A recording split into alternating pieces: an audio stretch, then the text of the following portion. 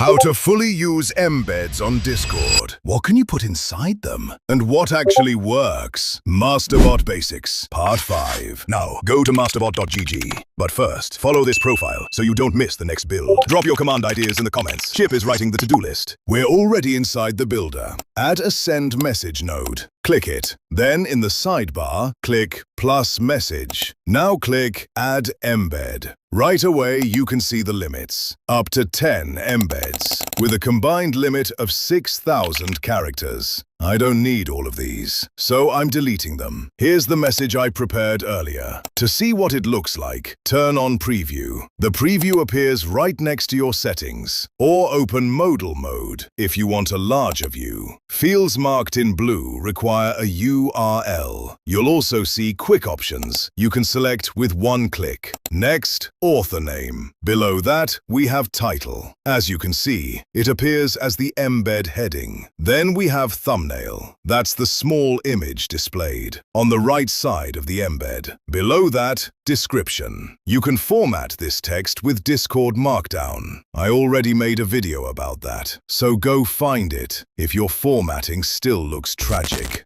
Next, we have the large image. It appears below the description. And of course, you can change the embed color. You can see every change immediately in preview. Save it. Let's see how it looks on Discord. Here's the bot avatar. And on the right, we have the avatar of the user who used the command. Now pay attention. Pings do not work inside an embed. Let's test it properly. I added the user variable in content, author name, title, description, and footer. Save. Run the command. In content, the user is pinged. In description, the mention works. But in the other fields, nothing. And no, you can't fix that by using a role instead. Mentions only work in regular content and inside the embed description. Now let's test emojis. Same message, but this time we use an emoji instead of a mention. The emoji works in content, title, and description, but not in author name or footer. Discord has rules. Some of them even make sense. Now let's go back to the message, because embeds can also contain fields. Add a few. I'll label them clearly so you can see what each one does. Save. Now look at Discord. This is how fields appear. Enable inline, and they'll display next to each other in columns. You can have up to 3 columns in one row. Now let's test what fields support. In different fields, we'll check a user inside the field name, a user inside the field value,